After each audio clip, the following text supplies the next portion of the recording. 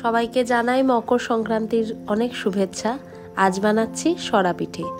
সরা পিঠের বিভিন্ন নাম প্রচলিত, তবে সরা পিঠে, সাঁচের পিঠে বা ছাঁচের পিঠে, চিতই পিঠে, দুধ চিতই, এগুলো নামেই প্রচলিত আর কি। তো প্রথমেই কিছুটা গোবিন্দভোগ চাল আমি ভিজিয়ে রেখেছিলাম, সেটাকে একদম কম জল দিয়ে মানে কাদা কাদা মতো করে ব্লেন্ড করে নিচ্ছি। আতপ চাল দিয়েই করেছি মেনলি, আমি আতপ চাল দিয়েই মানে শুনেছি, দেখেছি। তো আতপ চালটা দেখো আমি এরকমভাবে ব্লেন্ড করে নিয়েছি।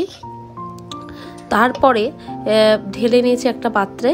এবারে হালকা মানে উষ্ণ গরম জল, একদম আঙুল চোবানো যায় এরকম গরম জল দিয়ে অল্প অল্প করে জিনিসটা গুলে নেব।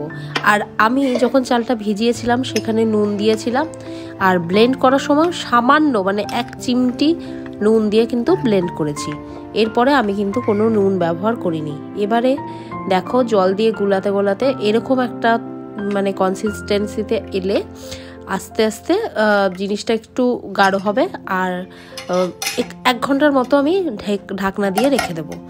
1 ঘন্টা পরে আমার যে ছাঁচটা রয়েছে সেটাকে আমি একটু হালকা অয়েল ব্রাশ করে রোদে রেখে দিয়েছিলাম, সেটাই না হলে ফেটে যাওয়ার সম্ভাবনা থাকে। একদম লো ফ্লেমে ছাঁচটাকে গরম করতে হবে। গরম হয়ে গেলে নিজেই বুঝতে পারবে। তো এবার আস্তে আস্তে আমি এই ব্যাটারটা দিয়ে দিচ্ছি একে একে করে। তো একটা মানে ইয়েতে 7টা করে পিঠে হচ্ছে, না সরি 6টা করে পিঠে হচ্ছে। তো এবারে হালকা করে জাস্ট 2-3 মিনিটের জন্য ঢেকে দিতে হবে। তো আমার মাকে দেখতাম জল ছেটাতে, আমিও জল ছিটিয়েছি, আমি জানি না। তবে এই যে ঢাকনাটা আমি জলে কিন্তু ধুয়ে রেখেছিলাম। তো এই ভাপে ভাপে পেটানো হয় বলে পিঠেটা হয়। এই যে দেখো জল বেরোয় ভাপে, এই যে জলটা সেটাতে বেরোয়, আর অটোমেটিক্যালি হয়ে গেলে এমনি উঠে আসে। একটু লেগে লেগে যায় যেহেতু মাটির সঙ্গে, একটু চাকু দিয়ে খোঁচলে কিন্তু আরামসে উঠে যায়, আর যথেষ্ট নরম হয়েছে। এইভাবে করলে খুব একটা শক্ত হবে না। সামান্য একটু মানে কোনো শার্প জিনিস দিয়ে খোঁচা দিলে ওটা আপনি আপ উঠে আসে পিঠেটা হয়ে গেলে, এমন না যে লেগে যায়। ওই যে দেখো একটু লেগে গেলে উঠে যাবে অটোমেটিক্যালি যদি হয়ে থাকে। তো আবার আমি সেকেন্ড লটে বসালাম।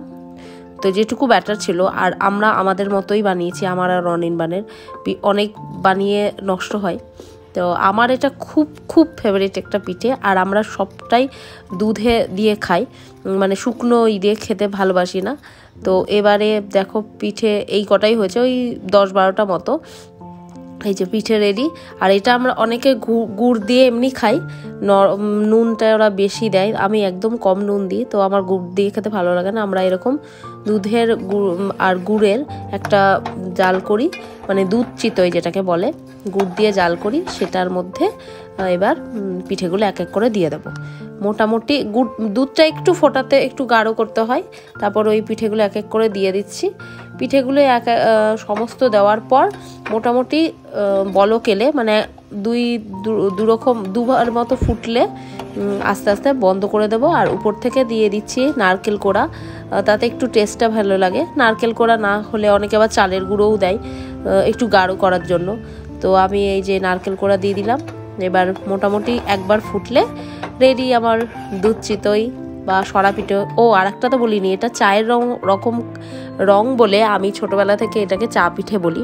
মানে এখন বড় হয়ে আমি চা পিঠেটা বলা বন্ধ করছি, নাহলে আমি মোটামুটি BA MA ক্লাস অবধি চা পিঠেই বলতাম। তো আমি মকর সংক্রান্তিতে বানিয়েছি শুধু পাটিসাপটা আর এই সরা পিঠে। তো তোমরা কে কী বানালে অবশ্যই জানিও। আর সকলকে আবারও জানাই সংক্রান্তির অনেক শুভেচ্ছা। ভালো থেকো সবাই, দেখা হচ্ছে নেক্সট ব্লগে।